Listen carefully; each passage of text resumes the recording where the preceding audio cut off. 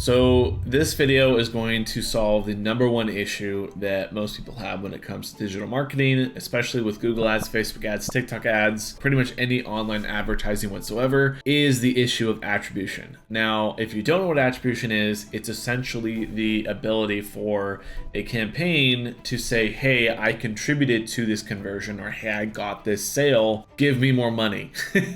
And Google and Meta both want to make more money, which means that they're going to try to do their best to take credit for the actual results that they're getting. But the truth is that, for example, you might not actually be seeing that on the back end of your business.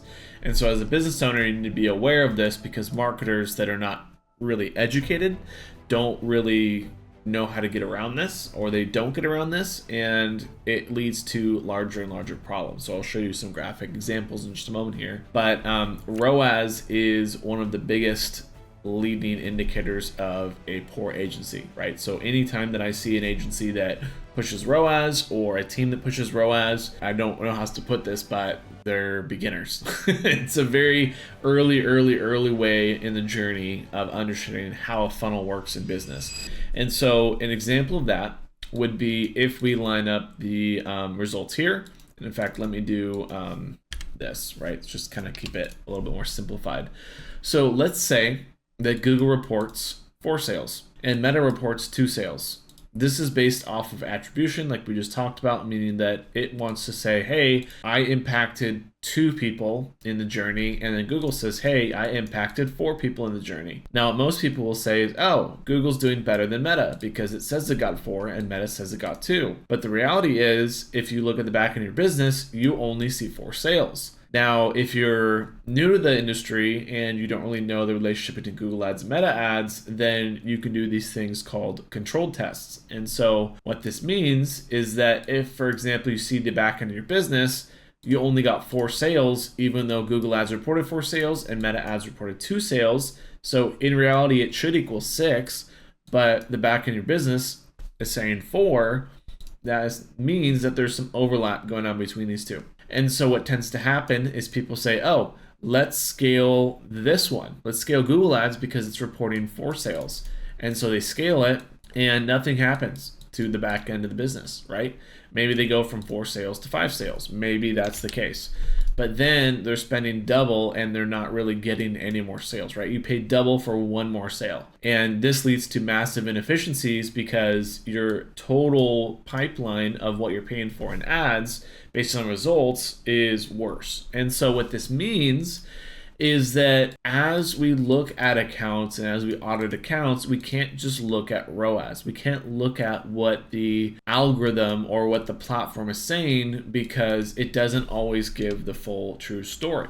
And so what do I mean by story? So it's the journey of a sale, right? So what that means is that if I'm someone that is just hearing about a brand, I go and this is my first interaction, I see a Meta ad, right? I'm just making this up. I'll show you an example of this in real time. And so I see a Meta ad, and then I click on a shopping ad, and I go through all these different points of what your brand is telling me, what your ads are showing me, what I'm finding organically about you. I'm doing all this stuff online, maybe friends that I don't even see inside of this journey whatsoever. There's so many things that happen that we cannot see. And attribution, meaning what is essentially trying to say, hey, this got a click, now this got a click, this impacted the funnel this way, is getting worse and worse with user privacy. And it's always been not fully true, but it's just the delta from being 100% accurate. It's never been 100% accurate, but let's say before iOS and all the updates and all the privacy laws, let's say there's no privacy whatsoever. Let's just say we're going back to like the dark ages of the internet. You would maybe see like 70% of the interactions and see 70% of the funnel. Now you'll see maybe like 30% of the funnel or 40% of the funnel. And it's more so just guesses on the platforms, not the reality of it.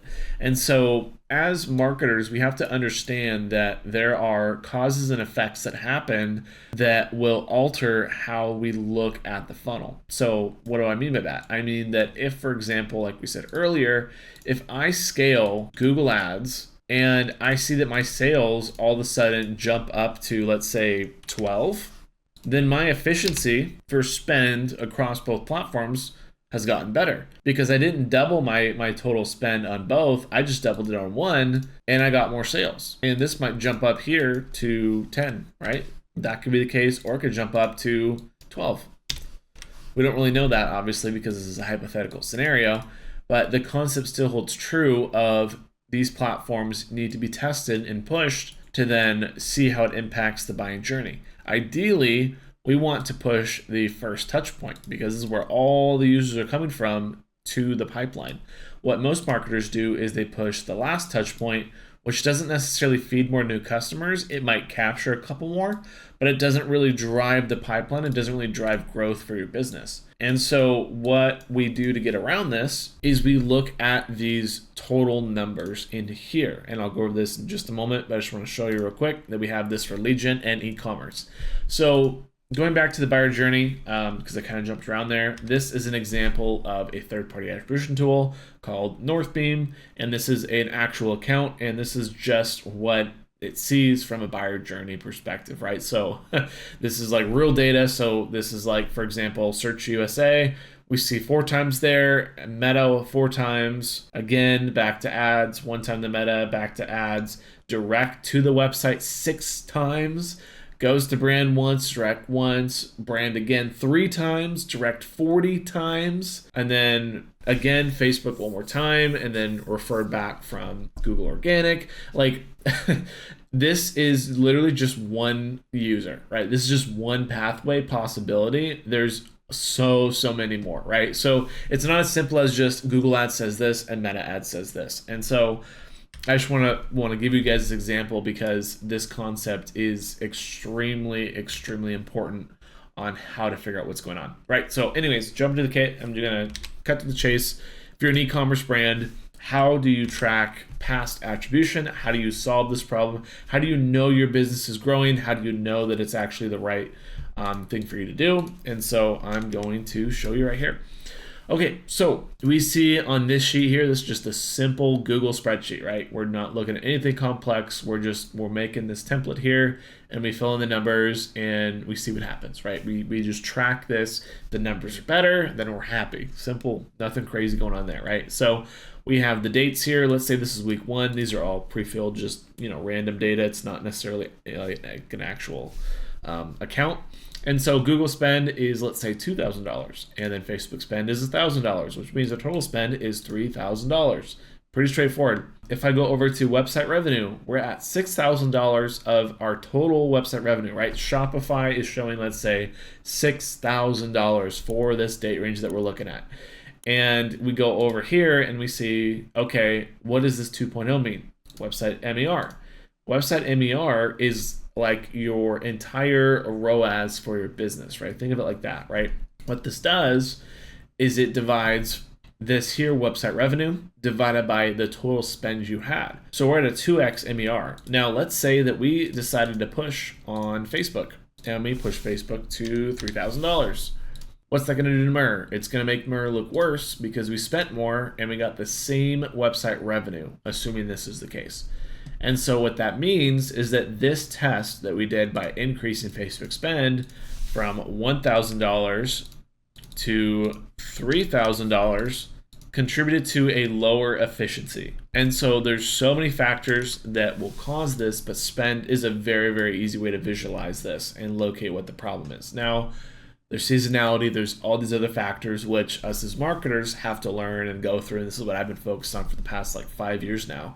But as a business owner, this allows you to see what's going on in your business and then ask questions to your agency, your team, whoever it is, what is going on, how can we make this better? Now there is also NCAC over here, which I'll go over to another video, but I just want to keep it simple for now. And so with that being said, e-commerce, pretty straightforward in this case. Lead gen is also the same type of story.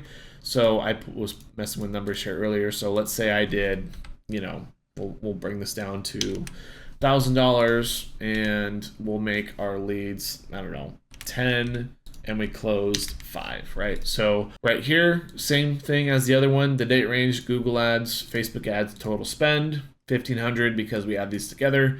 We got 10 leads from $1,500, which cost us $150 per lead.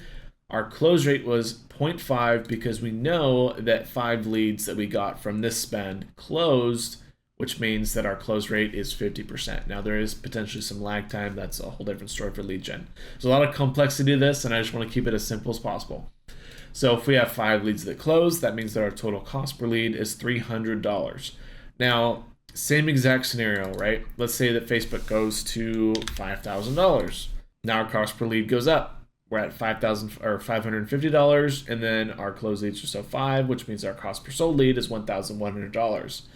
We know now that Facebook, regardless of what it says, we increased spend on Facebook and we saw worst back-end results of the business. These are, we can't change these. These are hard numbers of the business, right? We are not playing the attribution game. We're playing the actual results of the spend. We're combining the spend together. We're not looking at it separately. And so when we do this, it allows us to bypass the lies that are told both by, agencies that don't know what they're doing, as well as the ad platforms themselves trying to figure out what is happening, right? This journey here, the difference between these two, we might find that if we scale Meta instead of Google, that it goes from 12 sales to, let's say, 200,000, whatever, 20,000 sales. So then we know that the correlation is Meta is the growth and not Google. I don't care if Meta is reporting 2 sales and Google is reporting 12. What I care about is the contribution to the back end of the business as a marketer. Correlation is higher spend in Meta. We talk to the business owner. You're the business owner. Hey, I didn't change anything else to the business. We increased Meta spend. I got $200,000 more in sales, or whatever the case is. And so that allows us then to better understand what this funnel is and what this journey looks like. Now, good marketers will already know what typically will lean into what part of the funnel. So a common one that we know, and I'll just give this to you, is Performance Max tends to be more bottom of funnel. And so when you scale it, it tends to have the inverse effect of this. It tends to do more harm than good. Now, not to say that you can't use Performance Max, but it tends to not perform. However, it reports really, really well, right? So I'll give you guys kind of a played out scenario of that. So imagine that this is, I'll pull this up here. So this is Google Ads Performance Max. And we see that we are at 20 sales, right? We go from here and we say, awesome, sweet, let's scale Google because Google looks way better than Meta. So you scale Google and you're like, hey, let's add more spend. Oh, look, our sales now are reporting, 20 conversions. We scaled it up. Oh, wait a minute. We are reporting 20 conversions. We scaled it up and this one reported 2. We still only got 20 conversions. Let's scale it up again. You scale it up again, and what tends to happen is maybe we go from this to 22 sales, and this to 3 sales, and then this to 22 sales. You've now doubled the budget, and you've not seen double the growth. You've seen one-tenth of the growth. Right, we've gotten 2 more sales from doubling the budget. Even though Google looks way better, we can infer that most likely Meta is the cause of it, or some other channel or other campaign is causing the actual growth, and this is just scooping up more attribution.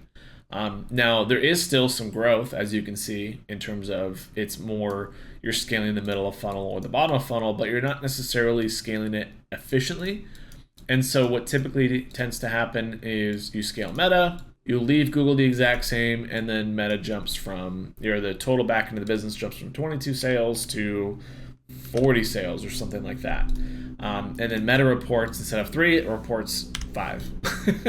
So just keep that in mind that this is not obviously for every single scenario, but for Performance Max specifically, that tends to be the reality of it, right? We don't want to scale these little interactions here and here and here too much. We want to scale that first touch point or as far up the funnel as possible to get more new users so we're able to fill up our pipeline with more people to drive more sales. Extremely important. So if you could take one thing from this, ROAS in platform is a lie. It doesn't give you the full truth. You need to look at the health of your business and the total marketing spend in with the total gross revenue out of that, because that's going to be the main thing that you should care about as a business owner is your bank account. And that's the most important thing that all marketers should be caring about, because it doesn't necessarily drive growth if you are not focusing on that in the right place. Because what you'll see is you'll see a really good ROAS in an account, you scale it, doesn't work, and then instead of blaming the agency for sucking at their job, I'm sorry, I'm being a little vulgar, but for not doing their job properly, you then notice that, okay, it's not them, maybe it's my business, when the reality is it's probably the agency that's not really giving you the right service and growing the right parts of the funnel. So extremely important to look at this. Big business owners know this. They do it already in most cases, at least the ones that I've worked with. They look at a P&L and it's way more complex than what I just showed you. But if you do want what I just showed you, it'll be in the description. You can copy it, and it's a really, really basic sheet that you can use to track both the performance of your agency or your team or your marketing efforts, whatever the case is, to then better understand what your funnel is going to look like and what are the causes and effects of improving or not improving your business funnel. So anyways, thanks again, and I will see you guys in the next video.